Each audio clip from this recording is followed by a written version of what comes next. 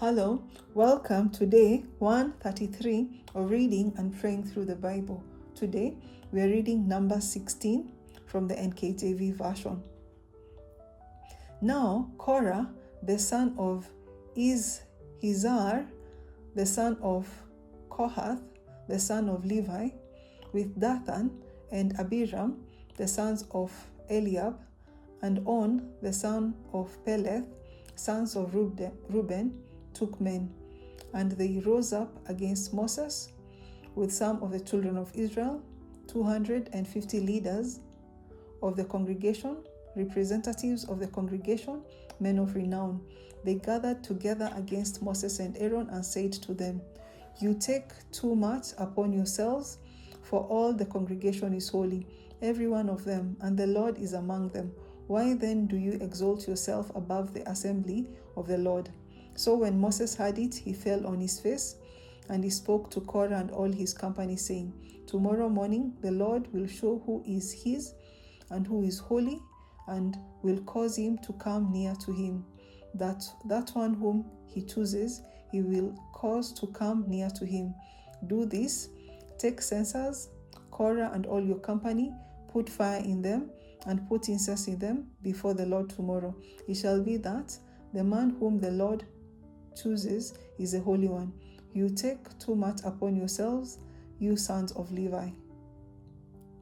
Then Moses said to Korah, "Hear now, you sons of Levi, it is a small thing to you that the Lord of Israel has separated you from the congregation of Israel, to bring you near to himself, to do the work of the tabernacle of the Lord, and to stand before the congregation to serve him, and that he has brought you near to himself, you and all your brethren, the sons of Levi with you. And are you seeking the priesthood also? Therefore you and all your company are gathered against the Lord. And what is Aaron that you complain against him?" And Moses sent to call Dathan and Abiram, the sons of Eliab, but they said, "We will not come up. Is it a small thing that you have brought us up out of a land flowing with milk and honey to kill us in the wilderness, that you should keep acting like a prince over us? Moreover, you have not brought us into a land flowing with milk and honey, nor given us inheritance of fields and vineyards. Will you put out the eyes of these men? We will not come up." Then Moses was very angry and said to the Lord, "Do not respect their offering.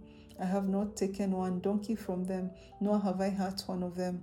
And Moses said to Korah, "Tomorrow you and your company be present before the Lord, you and they, as well as Aaron.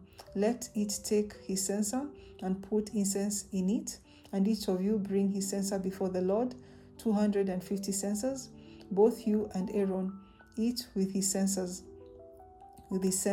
So every man took his censer, put fire in it, laid incense on it, and stood at the door of the tabernacle of meeting with Moses and Aaron. And Korah gathered all the congregation against them at the door of the tabernacle of meeting. Then the glory of the Lord appeared to all the congregation. And the Lord spoke to Moses and Aaron, saying, "Separate yourself from among this congregation, that I may consume them in a moment." Then they fell on their faces and said, "O God, the God of the spirits of all flesh, shall one man sin and you be angry with all the congregation?"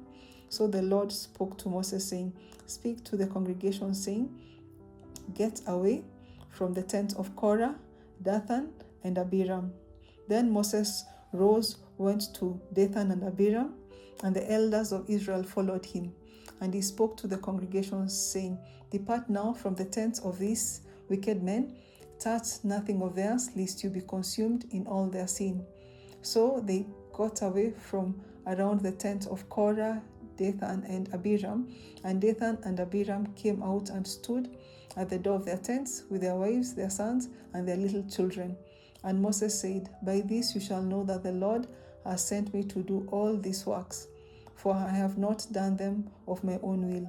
If these men die naturally like all men, or if they are visited by the common fate of all men, then the Lord has not sent me. But if the Lord creates a new thing, that the earth opens its mouth and swallows them up with all that